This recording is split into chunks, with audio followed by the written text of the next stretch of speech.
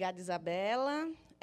Só para a gente fazer uma organizaçãozinha, a gente vai, então, agora apresentar 4 falas. E, ao final, a gente abre para perguntas, tá bom? Que daí fica mais fácil, fica mais dinâmico. Beleza? Então, eu gostaria de chamar o Dr. Douglas Galeazzo, que é advogado criminalista, mestre em políticas públicas e defensor dos direitos humanos, que falará sobre o tema legislação. Douglas, por favor.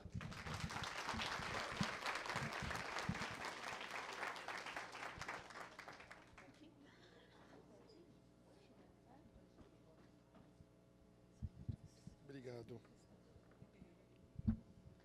Obrigado, querido. Bom dia a todas e todos.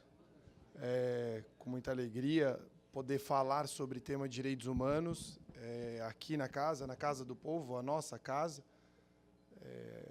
a casa do Parlamento, onde nós podemos ser ouvidos enquanto população.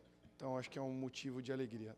A nossa vereadora Soninha, que abriu esse espaço para a gente poder debater esse tema tão importante, aos amigos Cássio, Leila, que gentilmente convidaram para me ouvir, para falar um pouco, para falar sobre esse tema, né, do ponto de vista do direito, né, do ponto de vista do sistema judiciário.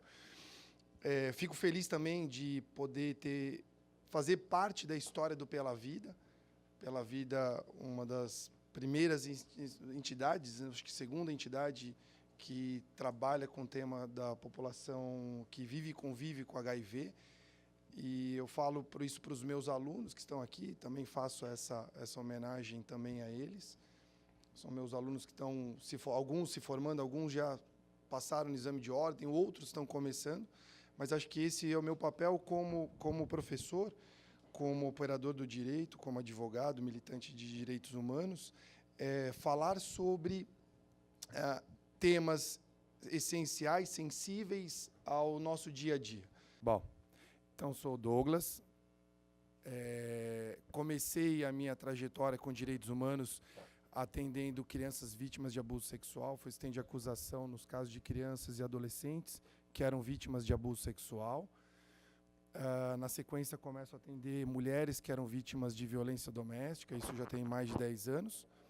Na sequência, crianças jovens em drogadição. E aí eu venho aumentando o leque. Isso eu estou falando na região de Sorocaba e de Votorantim. Eu vi na fila que alguém aqui era de Sorocaba. Não tem alguém de Sorocaba? Também. Eu começo lá a área de direitos humanos.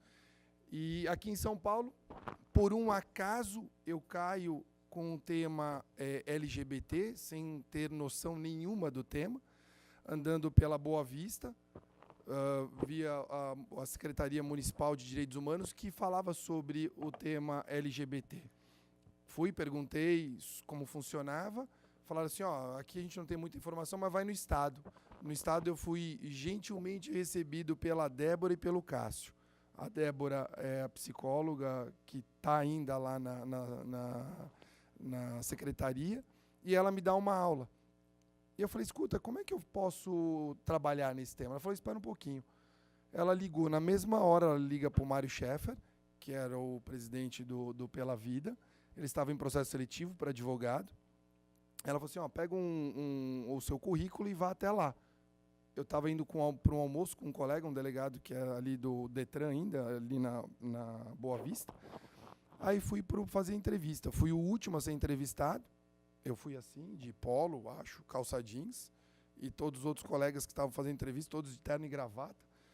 Aí eu fui o último, não era o Eduardo, eu não lembro quem que foi, perguntou, escuta, mas por que você não veio de terno e gravata? Eu falei, mas eu preciso trabalhar com direitos humanos, tá, de terno e gravata? E eu aprendi isso lá em Votorantim. O fato de estar de terno e gravata, isso não aproxima a pessoa, não rola uma empatia. Ela olha você com terno e gravata como sendo um ser acima. Foi besteira. Aí o Mário Chefe falou, você está contratado. Eu falei, caraca, para estar mal vestido assim, já ganhar um emprego? Tema de população LGBT, eu não sabia nada. Nada. E tinha, como a nossa vereadora falou, os nossos pré-conceitos. E realmente eu estava cheio de pré-conceitos. E eu falei, à época, era a Irina, a coordenadora, gestora, eu falei assim, deixa eu ouvir as histórias. E comecei a ouvir as histórias das trans e das travestis que frequentavam lá Pela Vida, o projeto do CRD. E ali foi uma aula. E é a aula que eu tento, da melhor forma possível, dentro das minhas limitações, passar para os meus alunos a questão dos preconceitos. Então, se a gente não sabe do tema, é desarmar e conhecer a realidade do próximo. Nós vivemos um momento difícil, o país enfrenta um momento difícil, na verdade não é só o Brasil, acho que o mundo enfrenta um momento difícil, um momento de intolerância cada vez maior, e os discursos que são dados, que venham lá de cima, até nós aqui, do governo federal, até aqui, nós estamos enfrentando os discursos de ódio. E os discursos de ódio nós começamos a sentir já. O número de mulheres que são vítimas de violência doméstica, a população LGBT que está cada vez mais sofrendo violências, além das questões de racismo, questões indígenas. Então nós vivemos um momento difícil. É um momento de luta, é um momento que nós estávamos conversando com o Cássio e com a Leila um pouco antes, é um momento realmente de luta, da gente firmar direitos. E acho que esse é o nosso compromisso. O meu compromisso como operador do direito, como advogado, como militante de direitos humanos e mais como professor, é reforçar esse nosso compromisso. A questão da legalidade, de aplicar leis. Ninguém é melhor do que ninguém. Quando a gente pega na Constituição, artigo 5º, que fala que todos nós somos iguais perante a lei, e que homens e mulheres, no inciso 1º, fala que todos temos os mesmos direitos e os mesmos deveres, isso é uma tremenda de uma balela. Isso é mentira. E eu falo isso para meus alunos quando eles começam a faculdade. Eu falo, todos nós somos iguais perante a lei, e inocentemente eles falam, somos. E eu desminto. Falo, não, nós não somos iguais perante a lei. Nós vivemos ainda uma sociedade que ela segrega. Realmente quem manda, quem tem ouvido, é o macho alfa branco dominante. É o que manda em tudo. Geralmente eu falo com palavrão. Mas é esse que é o ouvido. Tudo que não for nesse estereótipo, nós colocamos para baixo as questões da intolerância. E aí nós vamos desde a mulher, da questão de orientação sexual, de procedência, origem nacional. E aí são os temas de intolerância, que é o que nós trabalhamos, que é o que nós brigamos, que é o que nos reuniu aqui hoje. Nós estamos reunidos aqui por conta de intolerância. Só por isso que nós estamos reunidos aqui. E eu preciso ter mais pessoas, e esse acho que é o meu compromisso como professor. Eu trago os meus alunos para que eu forme uma outra geração, para que eu tenha novas pessoas que tenham uma formação diferente, para que tenha uma questão muito mais humana. Tem que ter a técnica, mas se ele não tiver humanidade, não adianta nada ter a técnica. E acho que esse é o nosso diferencial, nós do direito. Quando eu começo a ouvir lá atrás, em 2011, 10, 11, quando eu entrei no Pela Vida, e me orgulho de ter feito parte da história do Pela Vida, fui advogado do Pela Vida durante algum tempo, e ter aprendido a ouvir algumas dessas angústias que a população LGBT sofre diariamente nas ruas. Então, isso me fez diferente, me faz diferente. Como profissional, esse fato, essa marca na minha história, essa marca na minha vida, faz com que eu tenha um compromisso de ajudar e a desconstruir a questão de direitos humanos. Porque direitos humanos, lógico, eu estou aqui com pessoas que estão abertas a ouvir o tema. Então, vocês desarmam quando a gente fala sobre direitos humanos. Mas quando eu falo, por exemplo, para a polícia, para, de repente, entidades que não tenham viés, que entendam sobre direitos humanos, é falar que direitos humanos é o direito dos manos. Vai, Corinthians. Não é? Você falar direitos humanos é isso. É direito do bandido. E eu tenho que todo o tempo fazer essa desconstrução sobre direitos humanos. Falar direitos humanos é o direito que todos têm. Quando eu falei que a Constituição fala que todos nós somos iguais perante a lei, eu falei que era mentira, realmente é mentira.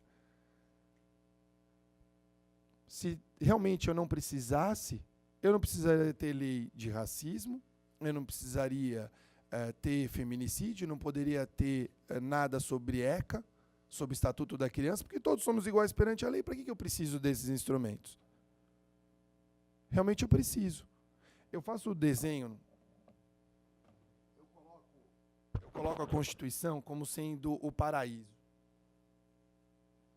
E até chegar a esse paraíso, quando você começa a ler os princípios, os ideais da Constituição Federal, logo nos primeiros artigos, você começa a ler ali, você fala, nossa, uma sociedade livre, justa, solidária, que ela prega a questão da paz. Você fala, nossa, passa o endereço dela.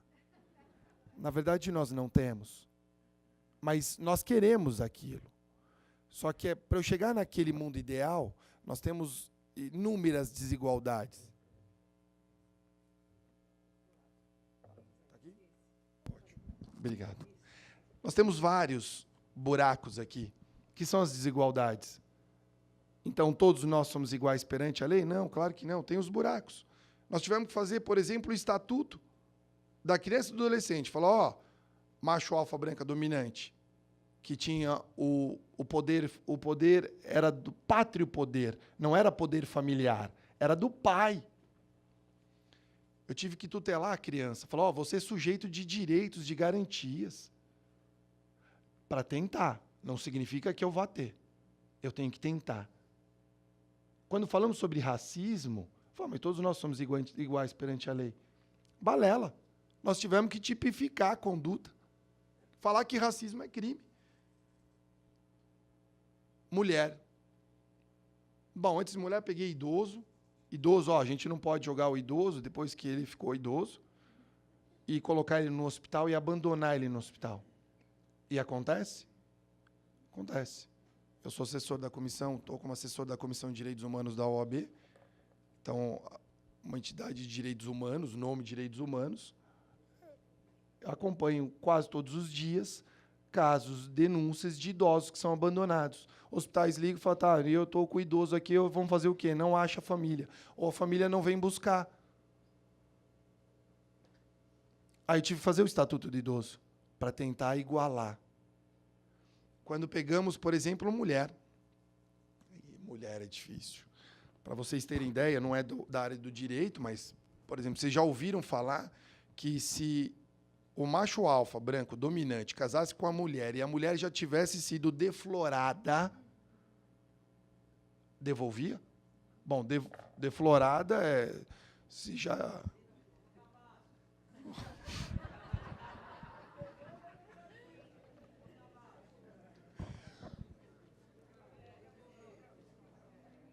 era motivo para devolver. Anulava casamento. Você fala, como? Anulava, já tinham brincado, eu queria um brinquedo novo. Isso cai por terra. Outro, a mulher ela não podia ser vítima de estupro no casamento. Quer dizer, se o macho alfa dominante quisesse manter relações com a mulher, ela não poderia falar, estou com dor de cabeça, hoje eu não estou bem. Não. É o dever de coabitação, ela teria que. Bom. Vou nem falar para não atrair. Mas não é... Nós podemos até falar num tom jocoso, mas não dá para duvidar. Não dá para duvidar. Bom, 2006 veio a Maria da Penha, depois de uma condenação do Brasil na Corte Interamericana de Direitos Humanos. Por conta da Maria da Penha, que foi vítima, e o Estado foi inerte. Bom, fala agora, os nossos problemas estão resolvidos. Em 2017, nós tivemos que transformar em feminicídio se matasse mulher em razão dela ser mulher. Adiantou? Não. O que eu falo para eles, na formação dos futuros advogados, juízes e promotores, o que eu falo para eles, a tipificação de condutas, transformar condutas em crime ou aumentar pena, não resolve os nossos problemas, não vamos resolver. Nós só estamos hiperlotando os presídios. Só. Se eu não investir em educação, esquece. Se eu não investir em educação, esquece. O homem ele não deixa de bater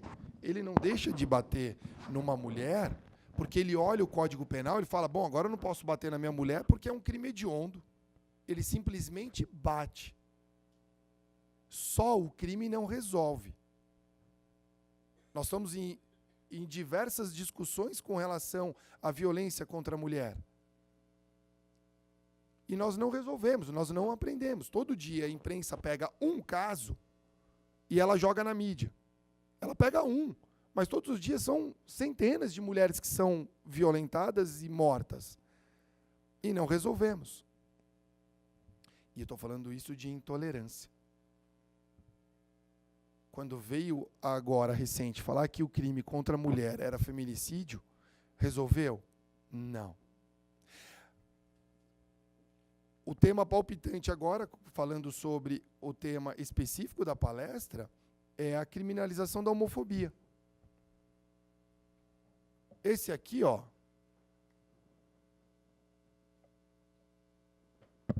eles são os responsáveis por fazerem as leis. As leis penais, as leis que alteram o Código Civil, eles são responsáveis. Câmara e Senado. Câmara, a voz do povo, aberta, a bacia ali aberta, que recebe a voz do povo, e o Senado, um número menor, mais reflexivo, com boca para baixo. Há 20 anos tem o tema da homofobia. Há 20 anos nós não discutimos. Aí questionam através de uma ação, provocam o Supremo, fala, Supremo, e aí? A população LGBT morre e não vão fazer nada. De novo, é apenas uma resposta para quem pratica o crime. A intolerância não vai diminuir com o fato de ser crime. Racismo não deixa de existir porque eu tenho crime. Feminicídio não deixa de existir porque eu tenho um crime. Só isso não resolve. Mas é uma resposta que tem. E lógico, aí não é discutido durante 20 anos por motivo óbvio. Eu misturo religião com direito. Eu misturo religião com lei.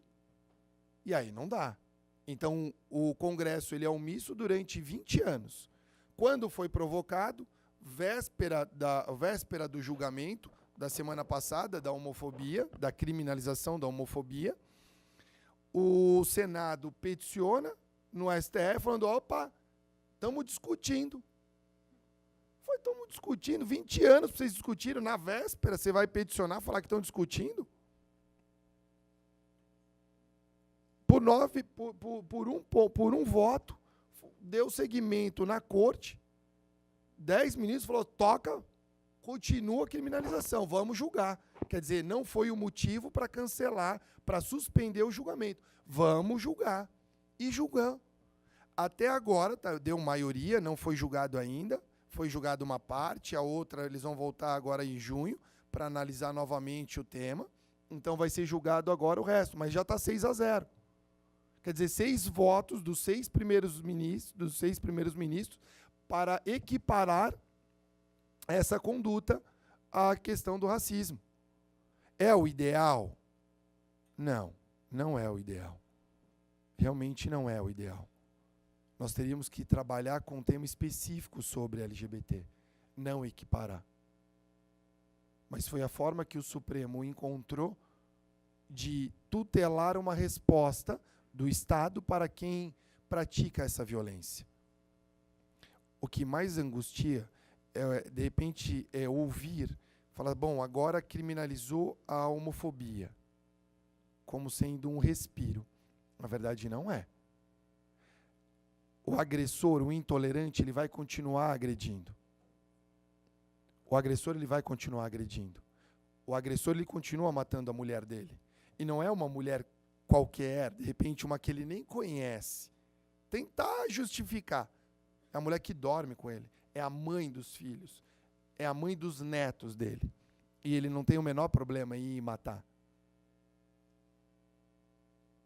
A intolerância vai continuar. Porque o que vai faltar ainda é a questão de respeito. A questão de educação. O nosso buraco é muito mais embaixo. Lembrem, tem que ter a discussão? Claro que tem. Tem que ter a criminalização? Sem dúvida. É uma população que é vulnerável.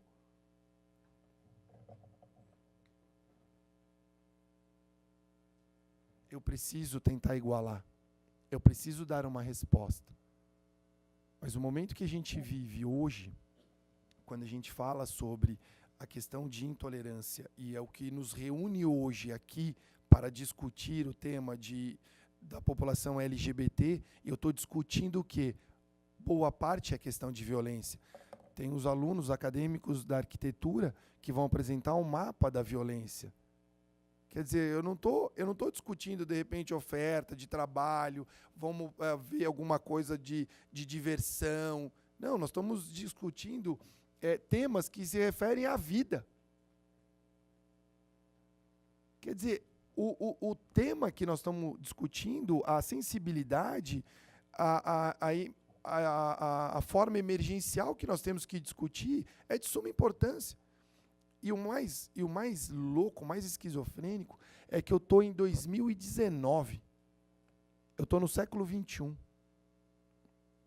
Século XXI eu tenho que pegar o ser humano e falar, escuta, você não pode bater na sua mulher porque ela deixou o feijão queimar. Eu não posso bater na sua mulher porque, de repente, ela não atendeu o seu telefone, ao seu telefonema.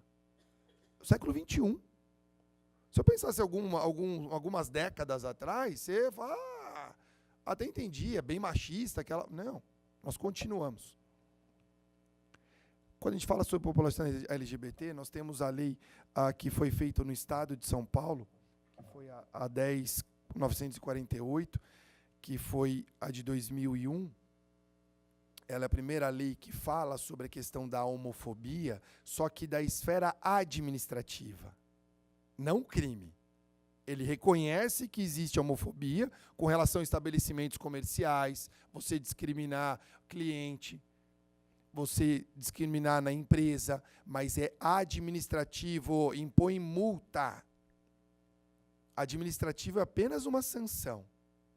Quando nós falarmos em crime, aí eu penso numa pena que ela pode limitar direitos ou pode pôr na prisão. Isso nós estamos discutindo agora. Até menciona a Lei Maria da Penha, que foi a primeira lei que fala sobre orientação sexual, que ela é bem inovadora. Então, acho que o tema ainda nós vamos ter que discutir muito, sem sombra de dúvida. O Cássio vai apresentar mais questões sobre legislações, sobre nome social.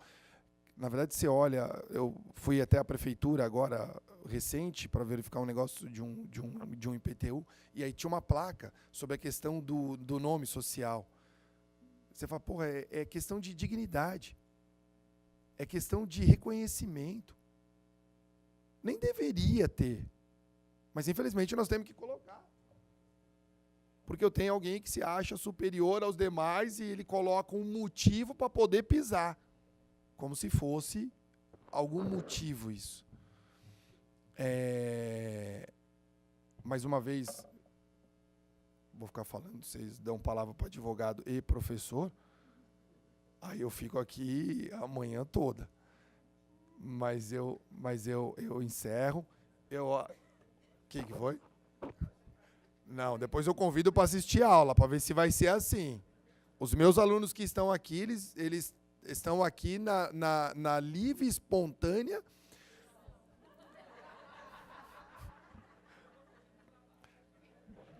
Depois eu vou pegar os nomes só, porque eles vão fazer a prova final ainda, fiquem tranquilos. A justiça chega. Mas eu agradeço o convite dos amigos, da Leila, do Cássio, da vereadora Soninha, da, das pessoas que estão aqui para ouvir alguma coisa do direito, pouco que a gente sabe, aos meus alunos também, que estão aqui porque eles participam de um projeto comigo, que chama Educação em Direitos Humanos. É um projeto que eu apresentei para Estácio o ano passado, na verdade foi aprovado agora, que é levar o tema de direitos humanos para as escolas. Então, nós fazemos ou jogos que são de direitos humanos, ou rodas de conversa para levantar os temas de direitos humanos e explicar. Eu acredito que eu tenho que investir lá embaixo.